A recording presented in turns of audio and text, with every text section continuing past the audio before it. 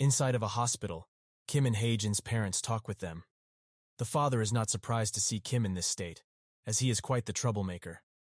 The mother gets angry at this, wondering why her husband is not angry at the sight of their children getting hurt. With a final farewell, the parents leave, with only the siblings remaining in the room. We find out that Hae-jin was the one who told her parents what happened and who did it. Kim wonders if it was really Ijin who injured her arm. Hae-jin, obviously lying, says that it really was him, sweating while doing so. While leaving, Hae-jin brags that he should take it easy, as they will show him who he decided to mess with. While walking through a hall, their parents talk about the situation, the mother saying that she contacted the chief. He is annoyed at this, saying they should just leave it to the school. The mother is mad at him once again to his carelessness, saying that she doesn't know the kind of man the chief is. It also seems that Hae-jin has been listening to this conversation. Outside of a construction site, we see the chief, a pretty well-built man with quite a gangsterous look, donning a black suit. He expresses his frustration, wondering why he got dragged into this children's squabble. Inside his home, Ijin thinks at what happened, wondering if this is the end of it.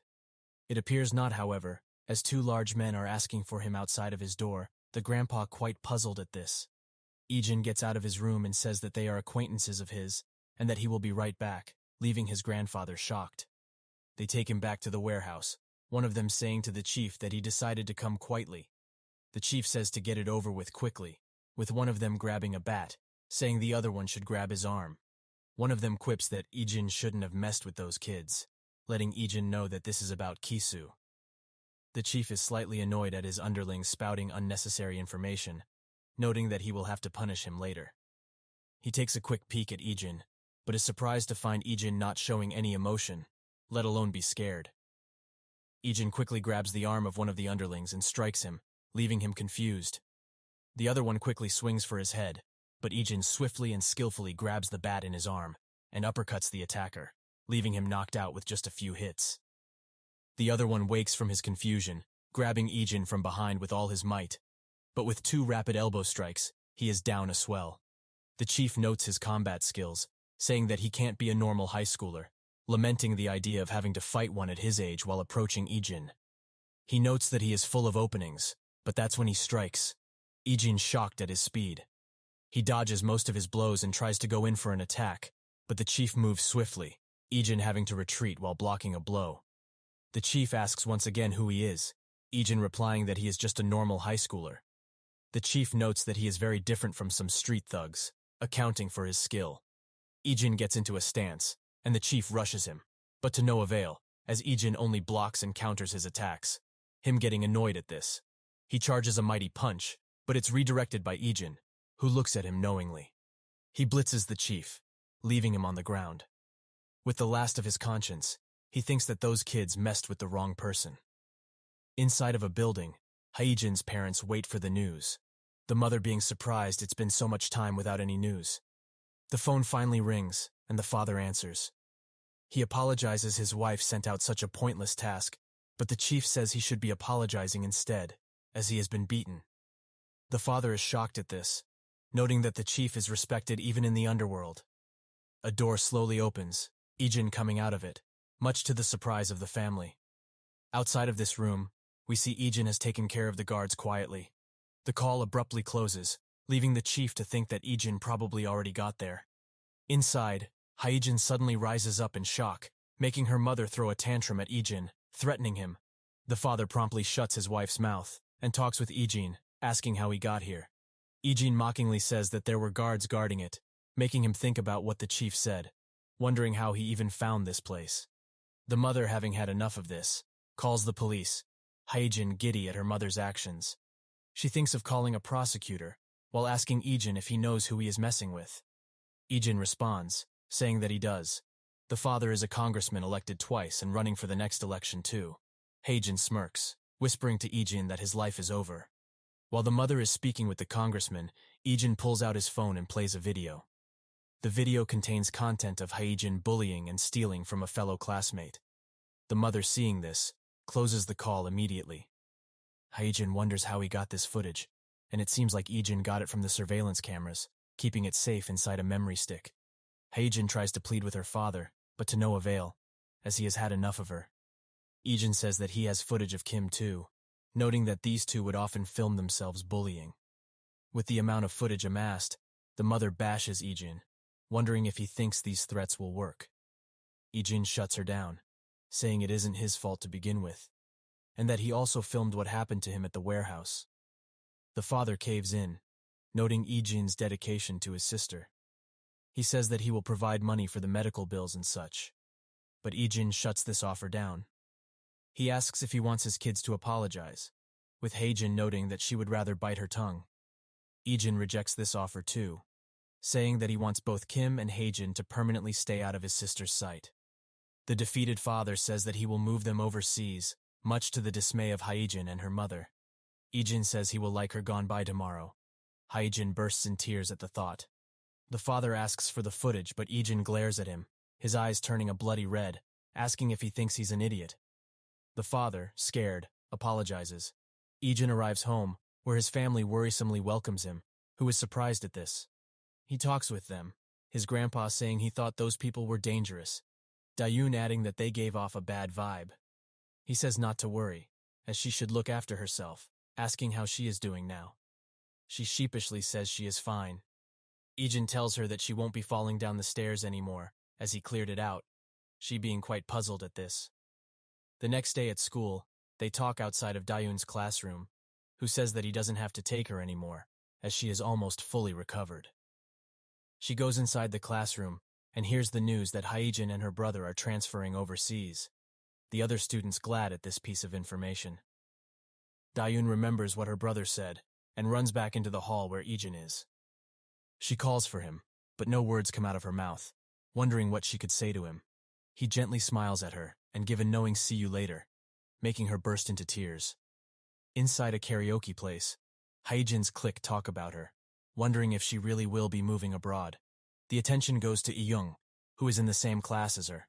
She says that it must be so, because Haejin isn't responding to anything. Iyung wonders if it's because of Ijin, scared while doing so. Suddenly Haejin comes in the room, much to the surprise of the girls. They ask if she is really moving abroad, and she says it's for 1 semester, thinking that her father will take care of it. She also says that it's a family matter. She can't say it's because of Ijin after all. One of them asks about Ijin, wondering if her brother took care of it. She dodges the question, instead proposing to educate Dayun one more time. She also thinks they should target her grandpa, saying she will contact her mother to put him out of work. Someone speaks from behind them, a masked figure appearing. Who is Ijin? Haejin gets up and screams his name, but he plays stupid, saying he is not him. He says that they were having an interesting conversation, and also that everyone from the video is here. The video where Dayun got beaten up. They all freeze in fear. Ijin asks them if they are not going to play any music, since they like being noisy, closing the door with malicious intent while doing so. Inside the hospital where Kim is kept, his parents talks with him, asking where Haejin is. He says that she went to say goodbye to her friends, but that's when one of the congressman's subordinates opens the TV to show something. The news article is about Haejin's and Kim's gruesome actions, seeming like Ijin leaked the videos, much to the dismay of the parents. Outside, the chief asks Ijin why he did such a thing, wondering if he didn't have a deal. Ijin thinks about it. With their parents being politicians, he had to solve this quietly. He responds and says that he has a twister personality, with the chief saying that it's foolish to think the congressman will let this go quietly. He will have no time for that, however, as Ijin has stolen some dirt the chief had on the congressman. It seems like he has committed multiple accounts of fraud, money laundering, and solicitation. It's so bad the members of his own party are asking for a thorough investigation. He falls down on a bed, crushed and defeated.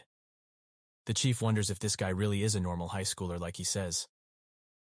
The next day at school, Ijin looks outside a window, but suddenly gets a message from Dayun, saying she will go home alone today, and that he should go have some fun, with him wondering what he can do. Young-chan greets him and asks if he has anything to do today, proposing they hang out after school. Ijin agrees, but that's when Lee and Ju approach them, asking if Ijin was the one who sent the 2 siblings overseas.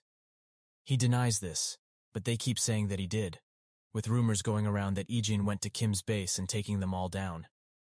They invite him to join their group, but he declines, saying he has plans with Youngchan today. They turn their attention to him, terrifyingly looking at him while saying they should all hang out together then. He reluctantly agrees, wondering if they are going to bully him around Ijin too. The teacher comes to class with 2 new students, a stunning beauty and a handsome boy. Youngchan is surprised by their presence, saying that the girl is named Shin Yuna, the granddaughter of the owner of SW, biggest corporation in the country, and next to her is Go Sukju, who was always together with her, being raised to be her secretary and bodyguard. The teacher says that they studied in America for 2 years, and they will be joining the class from now on, much to the dismay of Lee and Ju, who are lamenting that they have such troublesome schoolmates. They walk to their seats, Ijin and Sukju locking eyes while doing so. Yuna looks at him and asks Sukju who he is, wondering if he is a celebrity. He doesn't know, saying he will check. She looks at him, and they suddenly meet gazes, gently smiling at him. He turns his head around without a moment's thought, her pouting at him for doing his. Youngchan suggests that they should go to a PC cafe, Ijin remembering his training on such things, apparently being instructed by the lieutenant. He was also informed about Koka, or coin karaoke. Youngchan sees Ijin in deep thought, wondering if he doesn't like the things he recommended. When school finished, Yuna sits in class looking down a window. Sukju informs her about Ijin, noting how he suddenly came back to life after such a long window of time. He is suspicious about the fact that it was right before they came, saying he will conduct a thorough investigation. While walking back to his house, he looks at the group chat that they formed, with Lee noting how much Youngchan carried the game they played. It cuts back to what happened, showing us that Ijin is not that skilled at games. Lee and Ju ask what rank Youngchan is, who says that he is challenger. They stare in shock, treating him like a god. While they talk in the group chat, Ijin bumps into his sister who just came out of the store. He asks what he bought, her saying that they ran out of garbage bags and had to go get some. He offers to carry the luggage, but she refuses, saying it's pretty light. Dayun asks about his day, wondering where he went. He says he went to a PC cafe, and also asks her how she's doing at school. She says that it's been fine, being able to be comfortable at school for a while. She asks if he had dinner, and says that she hasn't eaten yet, as she always waits for Grandpa. Even though he ate with his friends, he still accepts the offer, saying he only ate a little. While having dinner, they both compliment Dayun's cooking skills, their grandpa saying it's improving by the day. While enjoying his family time, he can't help but think of the gruesome life he had before. Inside his room, he gets a call from his lieutenant, who asks how he is doing and if there are any problems. Ijin sits in silence for a while, causing the lieutenant to worry that he killed somebody. Ijin calms him down, saying it was a small issue, but he fixed it right away. The lieutenant says that if he ever has trouble, Ijin should call him. The next day at school, Youngchan talks with Lee and Ju about Ijin and Sukju, wondering who would win in a fight. They say that Sukju is out of this league, apparently taking out 30 people on his own, unscathed. They come to the conclusion Ijin has no chance against Sukju. Inside the school, they meet face to face, with Sukju interrogating him as to his real identity. He asks about what happened to Kim and Haijin, Ijin responding that they had some friction, but their transfer has nothing to do with him. Sukju drops one final piece of information, saying that the school where Ijin claimed to have gone before, there was never a student like him. Thank you for watching. See you next time.